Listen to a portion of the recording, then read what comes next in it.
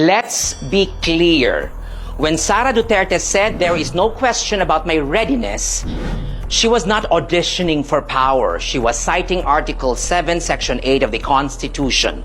Succession is a legal mandate, not a political fantasy. That is the duty she was elected to perform. Pero ang sagot ni Claire Castro, hindi pang palasyo, pang palengke.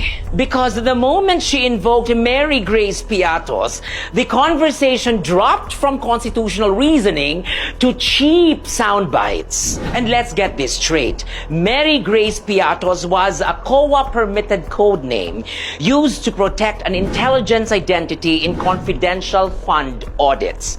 Legal, recognized, documented. And frankly, mas gustuhin ko pang maraming Mary Grace Piatos with COA rules followed kaysa sa mga iskandalong hindi nila kayang ipaliwanag kahit saan ilawan. Like the BIR's overassessed LOAs, abusive, arbitrary, and weaponized against small taxpayers, while the big players walk away untouched. LOA fishing expeditions, not lawful audits.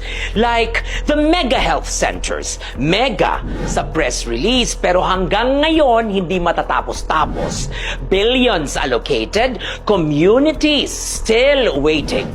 Like the nationwide classroom shortage. Every year, billions are appropriated, yet every year students share one chair, one classroom, one future that keeps shrinking. Pero hindi dyan nagtatapos ang listahan ng kapalpakan. Mayroon pa tayong flood control scandal.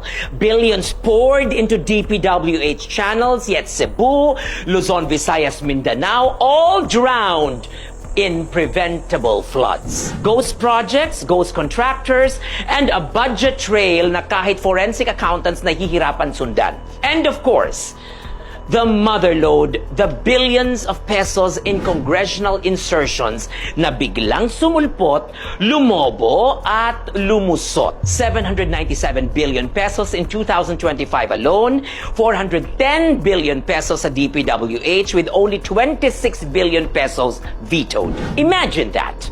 Almost $500 billion rubber stamped into public works while bridges, roads, canals, and flood control outputs remain non-existent on the ground. Kaya kung papipiliin mo ako, a dozen Mary Grace Piatos na justified, documented, and COA compliant, o isang administrasyon puno ng ghost projects, corrupt insertions, unfinished health centers, abusive tax enforcements, and flood control anomalies, the choice is obvious.